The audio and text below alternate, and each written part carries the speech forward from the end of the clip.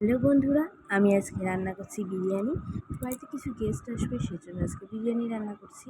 তো এখানে দেখুন পেঁয়াজ টেঁয়াজ সব কেটে মশলাপাতি সব কেটে রেডি করে নিয়ে আলু ছাড়িয়ে তারপরে চিকেনটাকে ম্যারিনেট করে রেখে দিলাম। চিকেনটা ম্যারিনেট করে অনেকক্ষণ রেখেছি, প্রায় 2-3 ঘন্টা চিকেনটা ম্যারিনেট করে রাখা হয়েছিল। ডিম সেদ্ধ আলু সেদ্ধ সব করতে বসিয়ে দেওয়া হয়েছে। এবার এদিকে চিকেনটা আমি ফ্রিজ থেকে বের করে নিয়ে এসেছি এবং ডিম সেদ্ধ আলু সেদ্ধগুলো সেদ্ধ বসিয়ে দিয়েছি। এদিকে মশলাটা এনে রেখেছি, মশলা দিয়ে ভালো করে চিকেনটাকে রেডি করে নিয়েছি।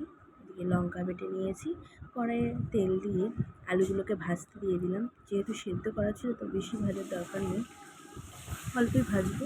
তো আলুটা ভালো করে ভেজে নিয়ে, না ভাজলে কেমন একটা কাঁচা কাঁচা ভাব লাগবে, তো সেই জন্য ভেজে নিলাম।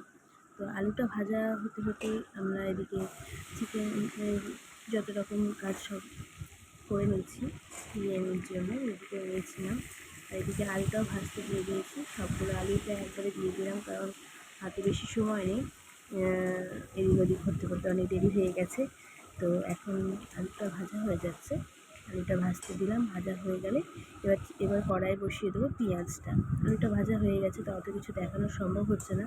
তো পেঁয়াজটা আমরা এখানে ভাজা বসিয়ে দিয়েছি বেরেস্তার জন্য। যেহেতু অনেকটা বিরিয়ানি রান্না হচ্ছে, সেজন্য পেঁয়াজের পরিমাণটা একটু বেশি দেওয়া হয়েছে বেরেস্তার জন্য। আর এদিকে চিকেনটা আমরা কড়াইয়ে তেল দিয়ে চিকেনটা কষানোর জন্য বসিয়ে দিয়েছি এবং চিকেনটা কষতে কষতে আমরা ওইদিকে চালের জন্য সব প্রিপারেশন রেডি করে নিচ্ছিলাম।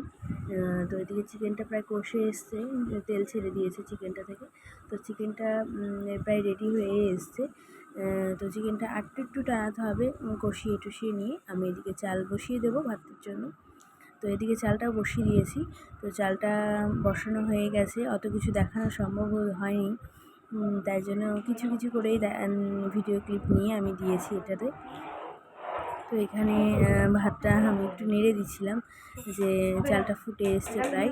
তো চালটা হয়ে যাওয়ার পর আর বেশি কিছু করতে পারিনি। তো বিরিয়ানিটা সিদ্ধি সব লেয়ারিং করে একবারে বেরেস্তা টেরেস্তা দিয়ে আমি ঢাকা দিয়ে দিলাম। তো ঢাকার জন্য বেশি কিছু দেবো না, আটা ঠাটা দেবো না, কারণ সময় বেশি নেই, সব গেস্ট চলে এসছে।